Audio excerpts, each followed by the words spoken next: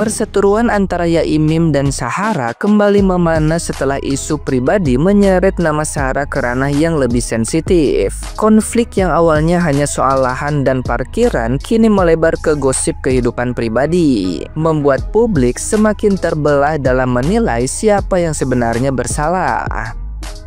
Meski Yaimim pernah menyatakan dirinya sudah memaafkan Sahara, ia tetap menegaskan bahwa proses hukum tetap harus berjalan. Karena dampak perbuatan Sahara telah meresahkan keluarga besar dan para santri yang ikut terseret dalam polemik ini. Situasi pun makin keruh ketika muncul video berdurasi 27 detik yang diklaim memperlihatkan Sahara sebagai mantan LC, membuat nama pemilik rental mobil itu kembali diguncang badai tuduhan.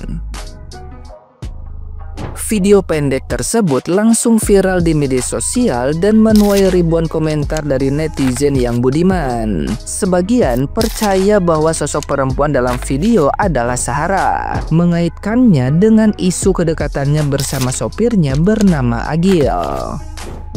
Ada pula yang menilai video itu hanya fitnah karena wajahnya dianggap berbeda. Perdebatan netizen yang berbakti kian panas, mulai dari yang yakin kebenarannya hingga yang meragukan sama sekali. Namun hingga kini tidak ada klarifikasi langsung dari pihak Sahara, membuat rumor itu terus berkembang liar. Publik pun menunggu apakah Sahara akan memberi penjelasan terbuka atau memilih diam di tengah gempuran gosip yang semakin memperkeruh konfliknya dengan Yaimim. Nah, gimana nih menurut netizen yang terhormat? Silahkan berkomentar ya. Harimau tidak akan mampu menyembunyikan belangnya. Begitu pula dengan Mbak Gurun. Pandai-pandainya tupai melompat, akhirnya akan gedabruk juga. Mohon maaf ya, mohon maaf banget. Gue mau nanya, itu di video beneran Sahara bukan sih yang tadi itu? Gue nanya dengan nada soft spoken ya. Itu beneran Sahara bukan?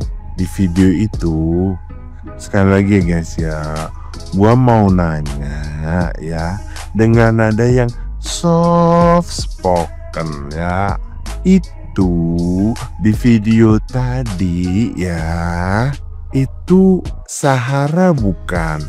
Maaf ya kalau gua nggak tahu, gua nanya soalnya kalau dilihat-lihat emang agak mirip sih ya, tapi gua nggak berani bilang itu beneran bukan. Oh, jadi kayak gitu. Jadi si Miss Zahra ya. Jadi Miss Zahra buat masalah ya ke Yaimim itu sebenarnya buat nutupin aja ya, nutupin boroknya pas ketahuan ada hubungan ter itu sama si anak terakhir ya. Oh, jadi kayak gitu. Ya. Masuk akal sih ya, masuk akal banget sih. Terus dia tuh playing victim ya, seolah-olah Yaimim itu yang dianggap dosen cabul. Oke, masuk akal sih. Terus si Sopan Sopimam gimana? Sopan Sopimam suaminya Zahra, masa nggak tahu sih? Apa emang si Sopan Sopimam gampang banget dikibulin? Kalau gua sih jadi si Sopan Sopimam ya, gua tinggalin aja si Zahra sama rental-rentalnya yang mau bangkrut itu. Ups, mulut. Bayangin kalau misal kita jadi tetangganya Mbak Sahara yang punya rental itu. Misal kita jadi Pak Yaimin ya kan, kayaknya kita nggak bakalan sesabar Pak Yaimin deh. Gak sanggup, nggak. Mulutnya itu, ya Allah Gusti, jahat banget, kasar banget mulutnya. Kayaknya kalau aku ya udah aku taruh cobek kepalanya Mbak Sahara, terus tak siram cabe, terus tak ulek. Atau enggak ya, si Mbak Sahara itu udah aku kayak gini, nih rambutnya aku tarik kayak gini. Ngomong apa? Kita, ya Allah, Habis sudah kesabaranku cuma ngeliat videonya doang aja udah nggak sabar pengen nampol bibirnya. Gimana kalau seandainya aku menjadi Pak Yaimin? Aduh. Kalau kalian gimana? Apa yang pertama kalian lakukan kalau misalkan kalian jadi Pak Yaimin? Kalau aku sih kayaknya tak jabak, apa tak tampol, atau kurujak aja. Gemes banget. Kunci dulu pintunya. Nanti bilang aja kalau anak biar gak bisa keluar-keluar. Kayaknya aku harus kasih nasi deh, karena otomatis nasiku lebih enak. Pak, mau nasi Pak? Kok nggak mau Pak? Mau lah Pak, enak Pak nasi aku Pak, anget tenggem. Bisa-bisanya si bapak itu nolak nasi aku, padahal terbuat dari entek-entek. Bisa-bisanya dia nggak mau. Katanya nasi buatan bininya lebih enak. Pasti emang nasi punya jelas nak bini aku lagi aja. Kenapa nggak coba aja nasi aku? Kayaknya gagal deh mau jadi miniin kesekian. Kan lumayan nanti ya kan, dapat rumah besar, mobil ya kan, warisan. Harus gimana lagi ya? Kayaknya harus ketirani lah ya kan, piramid. Di antara banyaknya yang doyan sama nasiku, kayaknya cuman bapak inilah yang gak mau sama nasiku. Kenapa ya? Apa karena nasiku umum? Bapak di sebelah aja udah mau makan nasiku, sampai rumahnya dikasih sama aku. Masa bapak yang Runi nggak mau?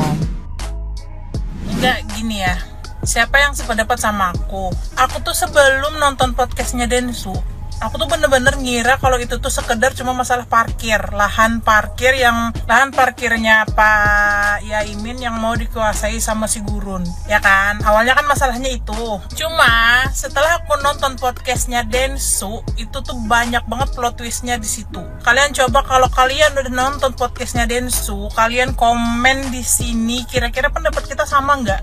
Nih ya, jadi kalau kita tonton sepenuhnya dari podcastnya Densu itu, kita bisa tarik benang jahitnya, benang merahnya nih.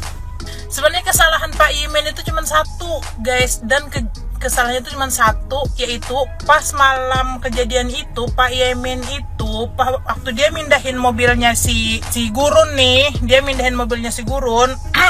Itu kan jalan di rumahnya itu kan ada gundukan. Nah, otomatis ini mobil ini karena ada gundukan kan otomatis tuh nginjak gasnya kekencengan tuh.